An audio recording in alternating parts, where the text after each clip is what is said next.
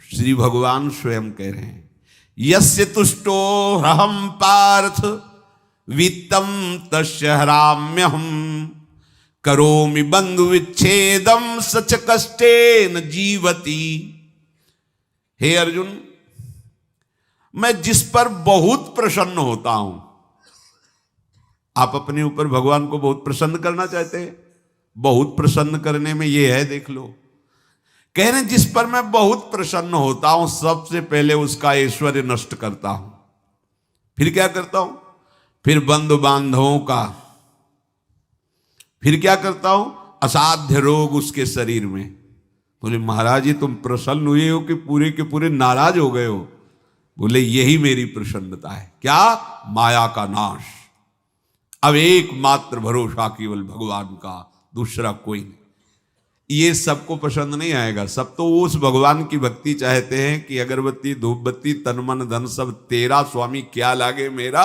पर अंदर से कह रहे सब तन मन धन सब मेरा, क्या लागे तेरा।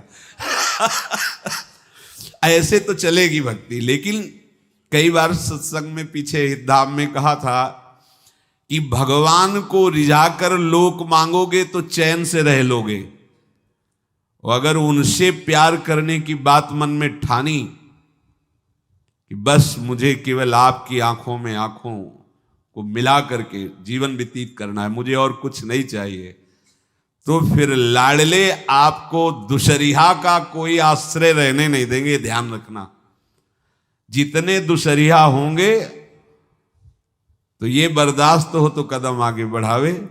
बहुत प्रसन्न हो जाओ ठाकुर हम पे, तो कह रहे यस्य तुष्टो ह्रहम पार्थ वित्तम तस्य हराम्यहम करोमि बंधु विच्छेदम सच कष्टेन जीवति। जितनी श्वासें रहेंगी भयंकर कष्ट मैं उसको व्यतीत करने के लिए दूंगा। ये दंड नहीं है, ये पुरस्कार है। अनंत जन्मों का हिसाब बराबर करके कहीं इसकी वृत्ति मेरे से हट न जाए, ऐसे घेरे में डाल के अखंड चिंतन करवा के सजयति जयति जग उच्चरे। जाको करत श्याम सहाई प्रथम वर्णो कृपा क्रम हो विषय मूल गवाई। कुल कुटुंब बल वित्त हीनो दीन के दुखदाई। आपने को करजु लीनो आप ही अपनाई। कह रहे हैं अब मैं वर्णन करता हूं श्याम सुंदर जिस पर कृपा करते हैं उस पर कैसा बर्ताव करते हैं। बोले सबसे पहले उसके विषय भोगों का नाश कर देते हैं। फिर दूसरी कृपा कोई परिवार का, कोई मित्र, कोई रिश्ते नातेदार उसकी तरफ देखेगा भी नहीं।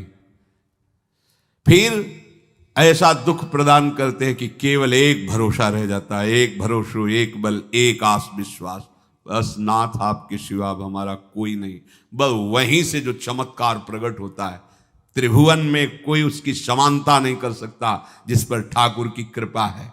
पर इस कृपा को हजम करने के लिए इसीलिए संत संग किया जाता है कि पहले से वो तैयार कर देते हैं। जैसे आर्मी की ट्रेनिंग होती है ना, ट्रेनिंग के बाद भी बॉर्डर में लगाया जाता है, ऐसे ही संतजन ये ट्रेनिंग देते हैं। अब जो टिके तो टिके, नहीं तो घर बैठे जाके। और अगर टिक गया तो गुरु मेहरबान, तो चेला पहलवान, भगवान भी परास्त नहीं कर सकते। उसमें ऐसी सामर्थ्य आ जाती है कि हर प्रभु के द्वारा दिए गए विधान को हंस करके स्वीकार कर लेता है। और ऐसा नहीं कि उसको कष्ट होता है। ये लोक भाषा में भगवान कह रहे हैं सच कष्टेन जीविता। नहीं तो जिस चिदानंद में वो सुख भोगता है वो ब्रह्मा को भी नहीं प्राप्त है जो भक्त को प्राप्त होता है। भक्त का वैभव दिव्य होता है, चिदानंदमय होता है। ये तो पापियों के पास भी वैभव है, रुपया पैसा कुटुंब परिवार। भगवान के दास के पास जो वैभव होता है वो अचिंत्य है, तुम चिंतन भी नहीं कर सकते, ऐसा वैभव होता है।